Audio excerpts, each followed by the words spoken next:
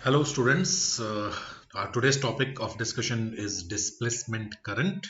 So this is basically it's a part of class 12th electromagnetic waves और NEET और JEE competition के अंदर भी काफी अच्छा इसका रोल रहता है.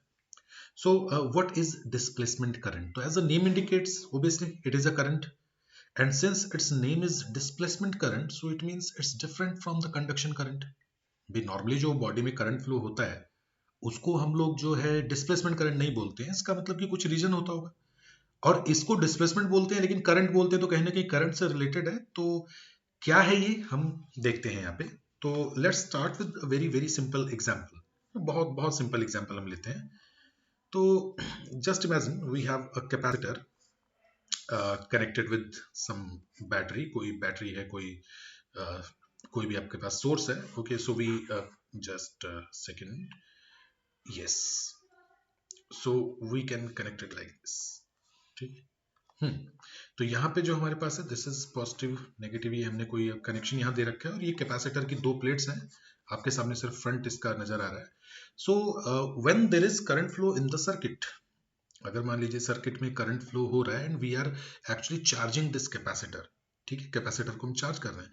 तो कैपेसिटर को चार्ज करने से हमारा जो मतलब होता है, if you are charging capacitor, it means we are providing plus here and minus here, right? That is, we say charging of capacitor. Now, so in charging of capacitor, the providing plus here, it simply means we are taking electron from this point. Actually हो क्या रहा है, इस plate से हम लोग electron ले रहे हैं, वो इलेक्ट्रॉन ऐसे जा रहा है, वही इलेक्ट्रॉन ऐसे ट्रेवल करते करते करते करते यहाँ आ रहा है और इस वाली प्लेट पे एक्सेस ऑफ इलेक्ट्रॉन होने से नेगेटिव हो रहा है. ठीक है, and we take the direction of conventional current opposite to the direction of flow of electron.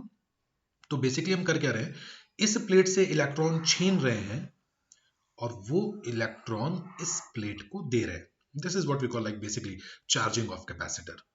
ठीक है, और वही डिस्चार्जिंग क्या होता है, इसका अपोजिट. जिसके इलेक्ट्रॉन जो आपने छीने थे अभी, you snatch this electron from this plate and provided this electron to the other plate. So you just bring the same electrons back to its original place. तो आपने इलेक्ट्रॉन्स की घर वापसी करा दी. जिस प्लेट से उठाए थे उसी प्लेट को आपने इलेक्ट्रॉन्स वापस दे दिए, तो वो डिस्चार्जिंग हो जाएगा, तो दोनों न्यूट्रल हो जाएंगे. तो खैर ये हमारा जो मैंने आपको भी डिस्कशन किया, ये इसलिए बताया कि भाई आपको आइडिया लग जाए कि हम चार्जिंग में कर क्या रहे हैं basically. Okay, so when there is charging of capacitor, तो इट मींस कि इलेक्ट्रॉन जो है वो सर्किट में लगातार ट्रैवल कर रहे हैं. तो इट मींस कि सर्किट में करंट फ्लो हो रहा है. ठीक है, तो what we did, we kept one magnetic needle. हमने एक मैग्नेटिक नीडल लिया और उस नीडल को यहां लाके रखा. ठीक है, तो there was deflection in the magnetic needle. ये नीडल में डिफ्लेक्शन आ गया. तो सभी लोगों ने बोला कि sir magnetic needle is deflected if and only if we have magnetic field there. इसका मतलब ये हुआ कि भाई मैग्नेटिक फील्ड अगर होगा तो ही मैग्नेटिक नीडल में डिफ्लेक्शन आएगा. Okay, and people give very good explanation. सबने कहा कि सर देखिए ये तो कोई बड़ी बात नहीं है भाई, मैग्नेटिक नीडल में तो डिफ्लेक्शन आना ही था और उसका रीजन ये था कि भाई अगर करंट फ्लो हो रहा है, we know the Ampere's law, भाई करंट की डायरेक्शन में आप थंब को आप रखोगे तो there is magnetic field surrounding it. ठीक है भाई, जो थंब रूल आप पढ़ते हैं इस तरह से आप बोलते हैं ना कि भाई सर ये if this is the direction of current तो ये हमारे पास मैग्नेटिक फील्ड होगा and moving charge produces magnetism. तो इसका मतलब कि सर मैग्नेटिक फील्ड तो होगा, इसलिए मैग्नेटिक जो नीडल है उसमें डिफ्लेक्शन भी आएगा. कोई बहुत बड़ी बात तो आपने की नहीं इसमें. हमने कहा ठीक है जी, बहुत बड़ी बात, बिल्कुल ठीक है, कोई बड़ी बात नहीं है भाई, करंट फ्लो हो रहा है तो मैग्नेटिक फील्ड तो होगा ही होगा, बिल्कुल होगा, बिल्कुल होगा. फिर मैग्नेटिक नीडल को यहां रखा और यहाँ पे भी डिफ्लेक्शन आ गया. इसका मतलब कि यहाँ भी मैग्नेटिक फील्ड है. तो लोगों ने बोला कि सर सेम आंसर, अरे जो करंट यहाँ है वो करंट यहाँ से भी आएगा, तो करंट आएगा तो मैग्नेटिक फील्ड होगा, तो मैग्नेटिक नीडल में डिफ्लेक्शन आएगा. लेकिन हद तो तब हो गई जब मैग्नेटिक नीडल को उन्होंने बेसिकली इस पॉइंट पे लाके रखा, यहाँ पर इन बिटवीन द प्लेट्स, और हुआ ये कि मैग्नेटिक नीडल में फिर डिफ्लेक्शन आ गया. You guys just understood what happened actually. We put that magnetic needle between the plates of the capacitor and magnetic needle got deflected. There was deflection in the magnetic needle. अब plates के बीच में कैसे magnetic field आ गया भाई, क्योंकि magnetic field तो है. अगर नीडल में डिफ्लेक्शन आया है तो इसका मतलब ये हुआ कि यहाँ पर भी मैग्नेटिक फील्ड है, मैग्नेटिक फील्ड को बी से डिनोट करते हैं, यहाँ पर भी मैग्नेटिक फील्ड है और बिटवीन द प्लेट्स भी मैग्नेटिक फील्ड है, राइट। अब यहाँ पर मामला जो है थोड़ा गड़बड़ हो गया। लोगों ने कहा कि चलो यहाँ तो समझ में आता है कि when there is current there will be magnetic field, पर दूसरी जगह मैग्नेटिक फील्ड कैसे आ गया? There is no current actually. तो अब कॉन्सेप्ट तो हुआ है, अब कहीं ना कहीं अपनी बात बचानी पड़ेगी। तो हुआ क्या कि जो एम्पियर साहब ने हमें बताया था, तो हमने गलत तो नहीं कहा, हमने कहा कि भाई जो एम्पियर्स सर्किटल लॉ है, forgive me if I write incorrect spelling, जो एम्पियर सर्किटल लॉ हमारे पास होता है that is for closed B dot d l, close line integral के लिए it is summation of mu naught into I, ठीक है। और ये जो आई हमारे पास होता है बेसिकली, इसको हम लोग क्या बोलते हैं? इसको हम लोग कंडक्शन करंट बोलते हैं। तो ये जो आई है हमारे पास कंडक्शन करंट है, ठीक है, इसको नाम दे दिया कंडक्शन करंट। तो हमने कहा कि सर सिर्फ इससे तो काम नहीं चल रहा, क्योंकि यहां मैग्नेटिक फील्ड इससे तो पता नहीं चल रहा, इससे तो सिर्फ यहां और यहां की जानकारी मिल रही है कि यहां मैग्नेटिक फील्ड क्यों है, करेक्ट। तो हमने कहा भाई अब तो समझना पड़ेगा। तो फिर उसके बाद में एम्पियर साहब की बात को बिना गलत कहे उसमें सुधार करने के लिए कुछ ना कुछ उसमें अमेंडमेंट जो कानून में किया गया, वो किया श्री श्री 1008 मैक्सवेल साहब ने, ठीक है।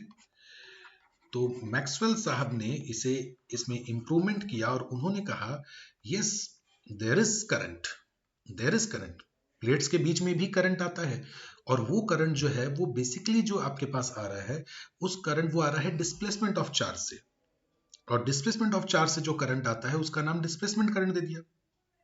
तो लोगों ने और डिटेल पूछा सर ऐसे कैसे चार्ज डिस्प्लेस हो रहा है, वो कह रहा है। उन्होंने कहा कि एक काम करो, सर्किट में इसको कैपेसिटर को फुल्ली चार्ज कर दो, ओके। अगर कैपेसिटर फुल्ली चार्ज हो गया तो ये सारा कुछ कंप्लीट, ये प्लस हो गया ये माइनस हो गया, फुल्ली चार्ज कैपेसिटर। जब कैपेसिटर फुल्ली चार्ज हो गया तो कोई भी इलेक्ट्रॉन इधर नहीं जाएगा, कोई भी इलेक्ट्रॉन अब इधर से इधर नहीं जाएगा, क्योंकि कैपेसिटर तो फुल्ली चार्ज हो गया। तो जब फुल्ली चार्ज कैपेसिटर हो गया तो बोला कि अब मैग्नेटिक नीडल रख के देखो, there was no deflection. Magnetic needle को बीच में रखा तो भाई कोई डिफ्लेक्शन नहीं आया।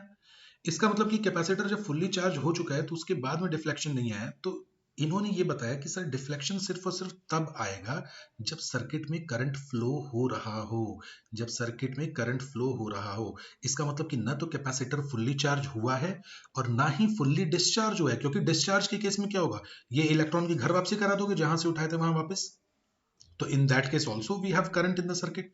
तो यानी कि सर्किट में करंट होगा तभी तक हमारे पास जो है डिस्प्लेसमेंट करंट आएगा।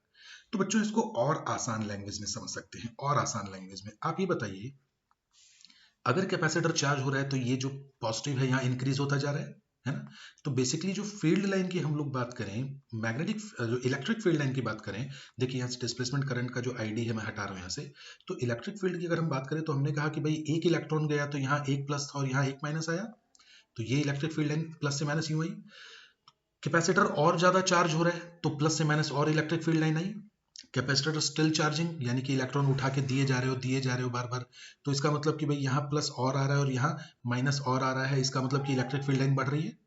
इसका मतलब कि मैं ये कह सकता हूँ कि अच्छा डिस्चार्ज हो रहा है तो फिर ये माइनस खत्म हुआ, अगर डिस्चार्ज हो रहा है तो फिर ये माइनस खत्म हुआ, तो ये प्लस भी, क्योंकि इलेक्ट्रॉन वापस चला गया ना अपनी जगह पे, तो खत्म हो गया, तो इलेक्ट्रिक फील्ड लाइन वहां पे कम हो रही है, right.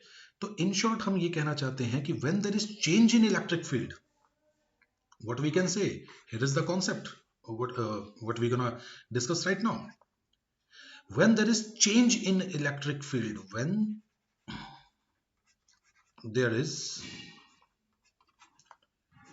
change in electric field, we can also write one thing, time varying electric field. Time varying, देखिए समय के साथ साथ इलेक्ट्रिक फील्ड चेंज हो रहा है, अरे इलेक्ट्रिक फील्ड लाइंस चेंज हो रही है। So when there is change in electric field, देखो प्लेट्स के बीच में बच्चों बार बार जो है कि इलेक्ट्रिक फील्ड चेंज हो रहा है, प्लस से माइनस जो है वो बार बार प्लस माइनस, क्योंकि जितने इलेक्ट्रॉन आते जाते रहेंगे तो सर्किट में करंट रहेगा, तो इनकी जो फील्ड लाइन है वो बीच में प्लेट्स के बीच में चेंज हो रही है, तो इसका मतलब कि इलेक्ट्रिक फील्ड चेंज हो रहा है।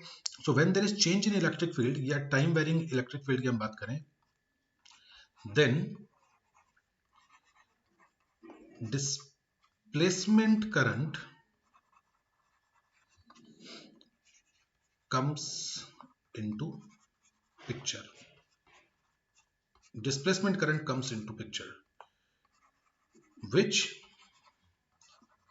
causes magnetic field, which causes magnetic field. इसका मतलब ये हुआ कि भाई time varying electric field produces magnetic field and time varying magnetic field produces electric field, भाई दोनों ही बातें हो गई, है ना। तो इसका मतलब कि हम ये कह सकते हैं कि phi is equal to Q upon epsilon naught. बेटा फ्लक्स चेंज हो रहा है कि नहीं हो रहा है? Just just just give me one point. Flux क्या होता है भाई? Number of electric field lines ही तो है ना इस रीजन के अंदर।